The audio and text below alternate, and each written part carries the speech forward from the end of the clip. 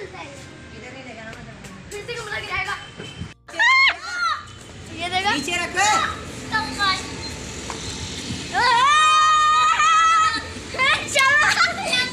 छुट्टी करना चाहता अपनी करना मामा, किसी को ऐसा सिंग मार देगा। छुट्टी करना चाहता यूं ही चावला, नहीं यूं ही चावला, यूं ही इसको उधर तक लेके चल यार।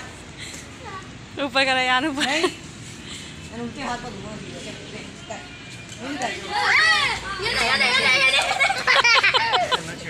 ये पकड़ पीछे भाई, पीछे पीछे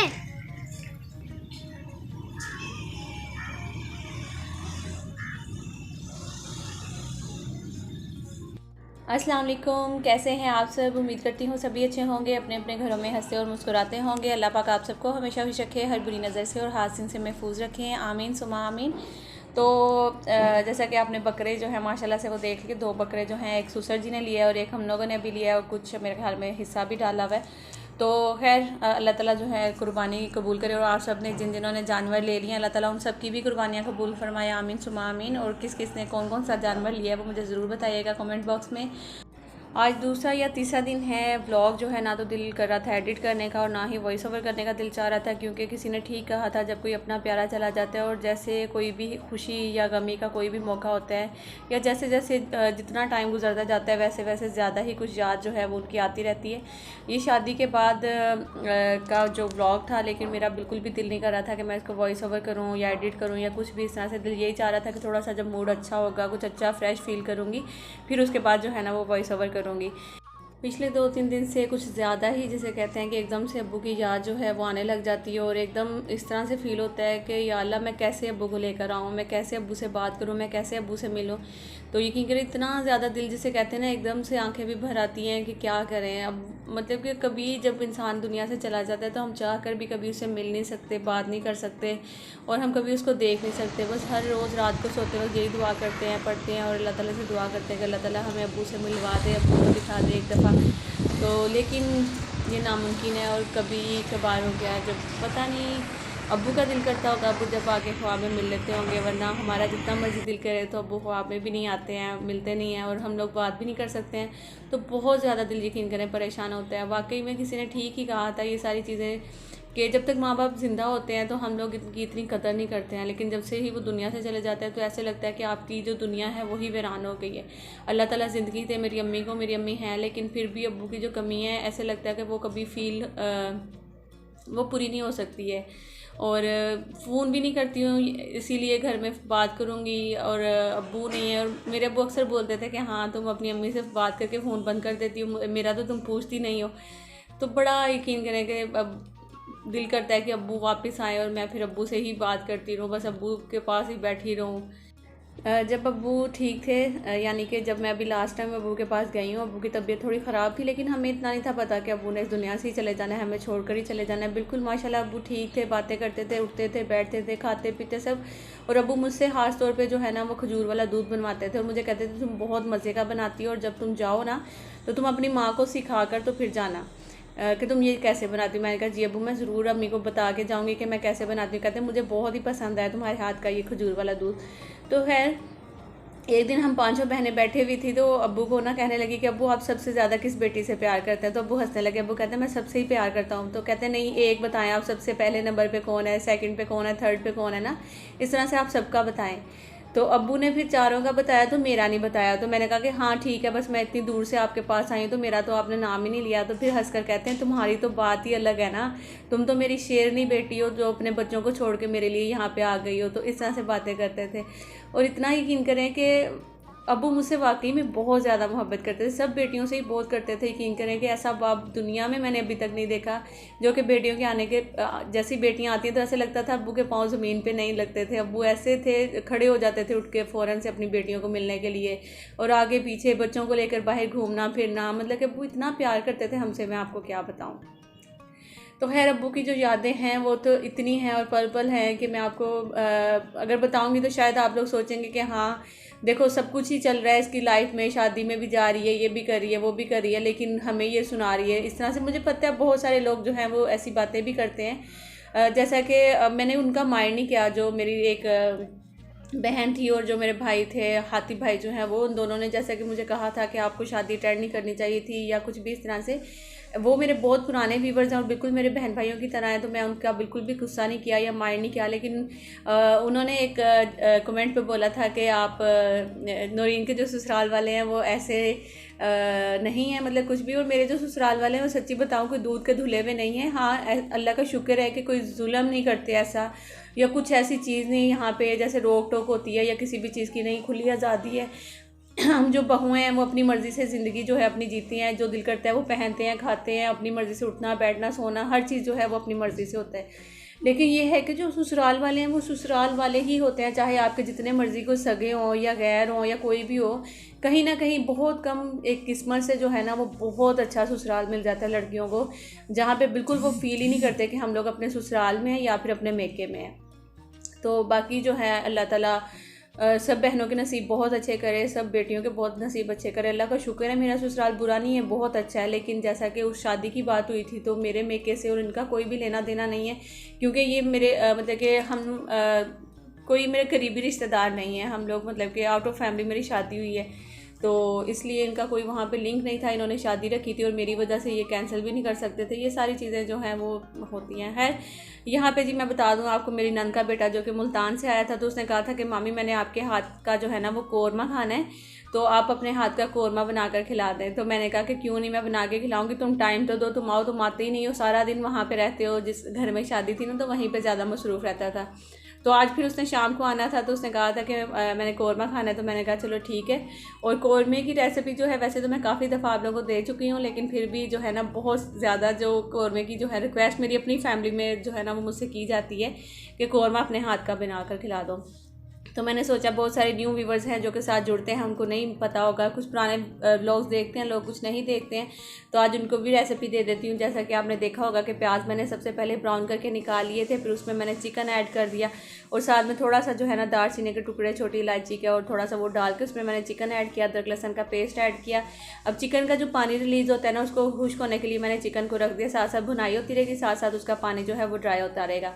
और प्याज मैंने ब्राउन करके अलग से निकाल दिया। दूसरी साइड पे मैंने दही ले ली थी तकरीबन 1 किलो के करीब, और उसमें मैंने डाल दिया थोड़ा सा कोरमा मसाला डाला है, थोड़ा सा मैंने ज़ीरा पाउडर, पिसा हुआ सूखा धनिया और नमक डाल दिया, थोड़ी सी लाल मिर्च डाल दिया। ठीक है, ये चीज़ें डालने के बाद आपने इसको अच्छी तरह से मिक्स कर देना है। मिक्स करके आपका ये जो समझ लें मसाला है दही का, कोरमे का, वो भी तैयार हो जाएगा।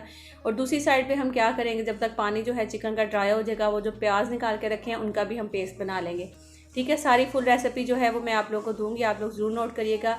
और अगर आप लोगों को गोश्त की रेसिपी चाहिए कोरमे की, वो भी तकरीबन जो है वो सेम ही होती है। उसके लिए आपने सबसे पहले गोश्त जो है वो गलाने के लिए रख देना ऊपर, उसमें थोड़ा सा अदरक लहसुन और थोड़ा सा ये दालचीनी और छोटी इलायची वगैरह डाल के जैसे ही गोश्त गल जाता है, सेम इसी तरह से आपने करना है। प्याज ब्राउन करके उसका जो पेस्ट बना लेना है और दही जो है उसमें सारे मसाले ऐड कर लेने हैं। तो इसी तरह से आगे आप देखिएगा कैसे बनाऊंगी। अच्छा, मैं किचन में खड़ी हुई थी, बहुत ज़्यादा गर्मी लग रही थी मुझे, इतनी पसीनों पसीनी हुई हुई थी मैं, और मैं वहाँ पे काम कर रही थी और अंदर आके देखा और हस्बैंड जो है बड़े मज़े से बैठकर यहाँ पे आम जो है वो खा रहे थे। तो मैं हंस रही थी, मैंने कहा कि देखे ज़रा मेरे मियाँ जी के काम। सब कहते हैं कि आपके हस्बैंड बहुत अच्छे हैं, बहुत हेल्प करते हैं आपकी, ये वो। मैं किचन में खड़ी हुई और ये मज़े से बैठ कर यहाँ पे ना LED लगा कर और बैठे हुए आम खा रहे हैं। तो खैर ये मैं मजाक कर रही थी, वैसे ही माशाल्लाह से बैठे हम लोग गपशप कर रहे थे दोनों और साथ में आम खा रहे थे वो।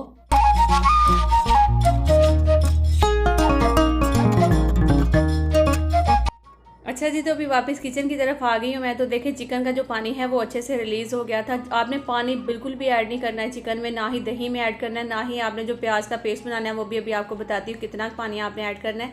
तो यहाँ पे जी चिकन में जो दही था मैंने फेंट के अच्छे से रख लिया था, बिल्कुल उसमें कोई भी वो जो एक गुठलियाँ सी होती हैं दही की, जो वो लम्ब से होते हैं, वो नहीं होने चाहिए।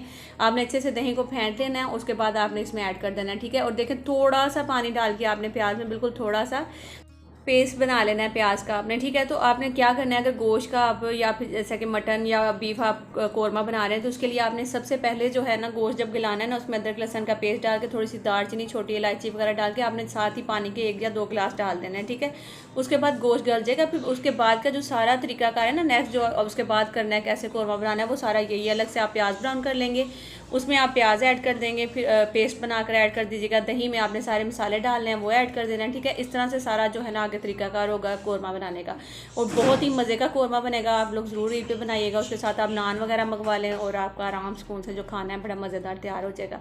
अच्छा जी, तो अभी ना मैं कौरमा बना रही थी, तो मियाँ जी तो खा रहे थे दही, सॉरी आम खा रहे थे। तो फिर मैंने कहा कि मैं क्या खाऊं, कुछ ठंडी सी चीज़ खाने का दिल चाह रहा था, तो मैंने ले लिया कटोरी में थोड़ा सा दही, थोड़ी सी उस पर चीनी डाली, और अभी आराम सुकून से बैठकर मैं ना यहाँ पे खाऊंगी। और अपने जो हस्बैंड हैं इनको थोड़ा सा जलाऊंगी कि देखो भी मैं भी दही खा रही हूँ, आप बैठे मुझे जला रहे थे तो मैं अब आपको जला रही हूँ, कि मैं भी आराम से बैठ के खा रही हूँ दही। तो बस इस तरह से हम दोनों मस्तियाँ करते रहते हैं।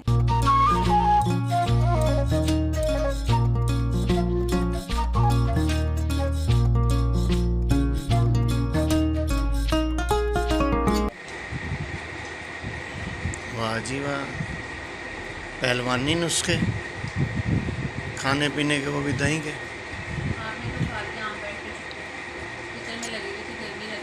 सड़ियाना कार मेरी तरह की खूबसूरत नहीं। तो ये तो चल रहा था हमारा मजाक, और इस तरह से मैंने सोचा कि चलो आज आप लोगों को सुना ही देते हैं कि हम ऐसी बातें कर रहे होते हैं बैठे हुए। तो यहाँ पे आप देख सकते हैं कि मैंने दही जो है वो कौरमे में ऐड करके उसके बाद मैं अंदर चली गई थी, दही खाया, थोड़ी देर बैठी हूँ, और थोड़ी सी जो लुक है कौरमे की वो आपको नज़र आना शुरू होगी। तो अब मैं क्या कर रही हूँ, जो मैंने प्याज का पेस्ट जो तैयार करके रखा था ना, वो मैंने इसमें ऐड कर दिया। तो बस सिंपल इसको मैंने थोड़ा सा मिक्स करना है, उसके बाद दोबारा से इसको दम पे रख देना है बस। और आपने इसमें कोई हरा धनिया वगैरह कुछ ऐसा नहीं डालना है, कौरमे में ये चीज़ें नहीं जाती। जस्ट आपने हरी मिर्चें जो होती हैं ना, वो धोकर इसमें ऐड कर देनी है, ठीक है। तो अब देखें, मैं इसको जो प्याज का जो पेस्ट बनाया था उससे ये कौरमा थोड़ा गाढ़ा भी हो जाएगा, और उसके बाद इसके ऊपर अच्छी से जो है ना वो तरी सी आ जाएगी। तो आपका जो कौरमा है उसकी जो फाइनल लुक है वो अभी आपको नज़र आ जाएगी। ये देखें, मैंने दम पे रख दिया था, उसके बाद मैं आपको इसकी फाइनल लुक दिखा रही हूँ। थोड़ी सी हरी मिर्चें डाल दी हैं, बस ये आपका बन गया बिल्कुल एकदम शादियों वाला जो कौरमा होता है ना, वो वाला, ठीक है। तो सेम इसी तरह से जो है ना आप मटन का, बीफ का भी बना सकते हैं। जो चिकन का बनाना चाहते हैं वो चिकन का भी इस तरह से बना सकते हैं। तो ये सारा तो हमारा कौरमा वगैरह डन हो गया। नान मैंने बाज़ार से मंगवा लिए थे, बस अब शेक बनाऊँगी, और फिर जो मेरी नंद का बेटा है वो आ जाएगा तो इनको हम बिठा कर खाना शाना खिलाएंगे। तो यहाँ पे मैंने शेक भी जो है मैंगो शेक बना कर रख दिया था, अब मैं उनको देने जा रही हूँ, साथ ही खाना रखूँगी। और मीठे में मैंने बनाया था आज वो जो कस्टर्ड होता है वो। तो चलिए अभी खाना रखते हैं, वो आ गए हैं, तो फिर उसके बाद आपको दिखाती हूँ। मेहमान दूल्हा आया, और दूल्हा वो भी अकेला आया है। तो दूल्हे को मैं पूछी थी भी दुल्हन कहाँ है, तो दूल्हे को तो ये लेकर आया था लड़का, क्योंकि उसकी तो जाहिर सी बात है अलग दावत करते हैं हम मियाँ बीवी की दोनों की। लेकिन जो उसकी बीवी है वो गई हुई थी अभी मेके फ़िलहाल। जैसा कि वलीमे के बाद लड़कियां जाती हैं 2-3 दिन रहने के लिए अपने माँ बाप के घर, तो वो वहाँ गई हुई थी। दूल्हा जो है वो अकेला आया हुआ है, और साथ में जो है हमारा नंद का बेटा जो है वो आया हुआ है, ठीक है। वो आते हुए उसको ले आया था, क्योंकि ऐसे अच्छा नहीं लगता अकेले दूल्हे को बुलाते हुए। तो मैंने कहा कि भई हमने बुलाना था तो मैं दुल्हन के साथ ही, लेकिन चलें जी आज अकेला दूल्हा भी आ गया है। तो मेरे ख्याल में मैं टाइटल में दूंगी दूल्हा जो है वो दुल्हन के बगैर ही आ गया दावत पे, दुल्हन कहाँ गई भाई। तो कौरमे के साथ मैंने ताफ्तान मंगवा लिए थे, जो कि बहुत ही मज़े के लगते हैं इसके साथ ही। तो आज मौसम भी इतना खूबसूरत हो रहा था, बाहर एकदम से काले बादल और बारिश भी, ठंडा ठंडा सा मौसम भी लग रहा था, और दिन में बहुत ज़्यादा गर्मी थी, और रात में एकदम से जो है ना वो ठंडा मौसम हो गया था। तो बारिश जो है वो बहुत तेज़। टिकटॉक बनाओ, टिकटॉक टिकटॉक बनाओ, टिकटॉक ऐसे करनी बनती है, फर्श पे रख के बनती है, जब तो गिर रहे होते हैं नीचे, ऐसे ऐसे फर्श के साथ ऐसे लगा होता है मोबाइल। ये देखना अभी आखिरी खाता मैं तो मुड़ना। तो बारिश भले दिन में हो रही हो या रात में हो रही हो, इर्मिश तो आपको बारिश में गुजरती हुई लाजमी दिखेगी, क्योंकि इर्मिश को बारिश में नहाने का इतना कोई शौक है। वैसे नहाती नहीं है, लेकिन बारिश में नहाने का इसको बहुत ही ज़्यादा शौक है, ठीक है ना।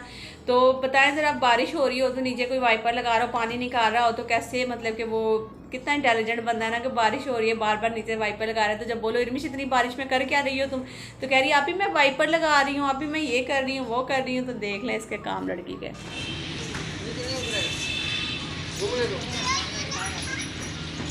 नहीं मूड होगा अभी रख दे, फिर बाद में खा लेगा। चलो ये देखो,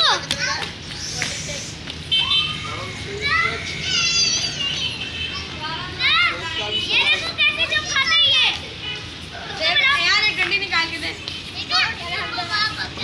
अरे ये तो देखो उसका, ये देखो उसका। आगे लाकर पानी पी। मार